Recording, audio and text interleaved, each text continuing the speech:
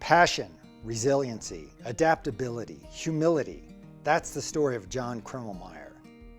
In a career spanning more than a half century, JK has influenced the lives of thousands of athletes, Olympians, Paralympians, and everyday kids through his powerful example as a teacher, mentor, and coach. A Colorado native, Kreamelmeyer was a standout wrestler at Golden High School. That influence led him to a successful collegiate wrestling career at Dakota Wesleyan College and laid the foundation for his own life as an educator and coach. But behind the wrestler was a skier at heart. Growing up in the foothills around Golden, he would hitchhike to A Basin and Loveland just to make a few turns. After college, JK returned to Colorado to teach English at Summit High School. Naturally, he stepped into coaching, first wrestling, carrying forth the values passed down by his own high school mentor. He loved influencing the lives of young athletes. Being head coach of our team was a big responsibility for him. We had a training system where we would ski all winter long, racing against able-bodied people, citizens racers, and then ultimately with the side-by-side with the U.S. ski team. And we would put up our speeds against the able-bodied team and basically try to improve on that every time that we met with anyone.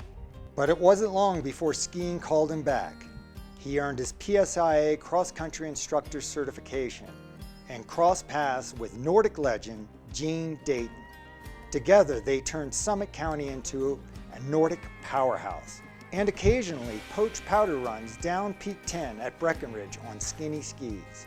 JK soon became assistant coach, then head Nordic coach at Summit High, leading the Tigers to 7 state cross-country skiing titles over 3 decades. He's level-headed and he's calm.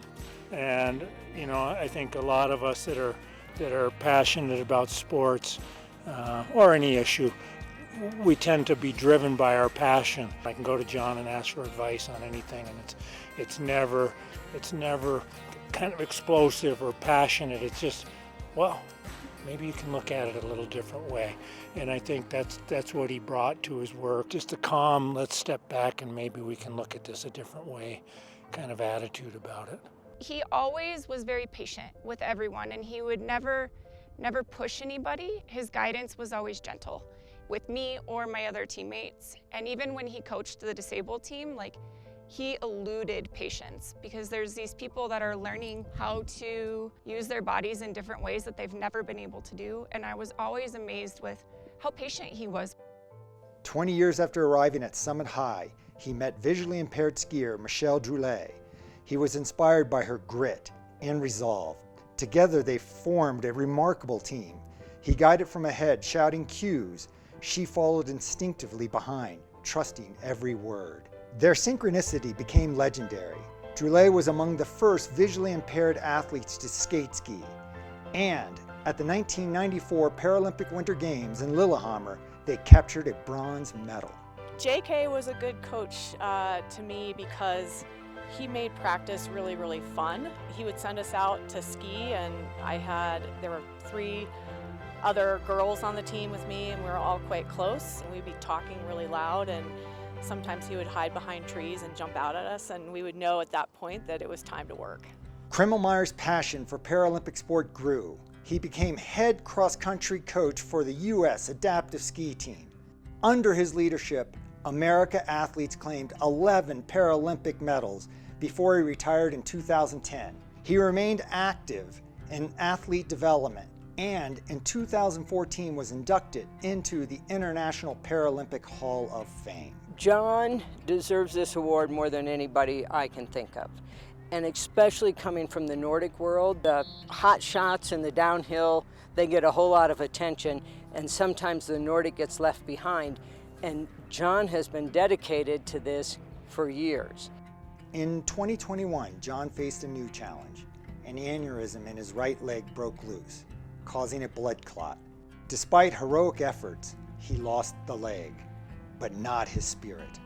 To this day, you'll still find him trackside, encouraging young boys and girls, just as he was inspired as a child. it was very serious, and that's been a challenge that none of us could really imagine. But John's dealt with it with his usual humility and grace that we could only aspire to. He's had a big life change with now that he's an adaptive skier and adaptive coaching. And so he's pursued and he hasn't given up. In the team, they used to call themselves gimps because they were missing an arm, and that was really something that only they could say. And my dad looked at me and he said, "I'm a gimp now. I'm part of the club." And I will never forget that. Like he rolled with it no matter what was thrown at him. For over 50 years, John Kreamelmeyer has shaped generation after generation of skiers.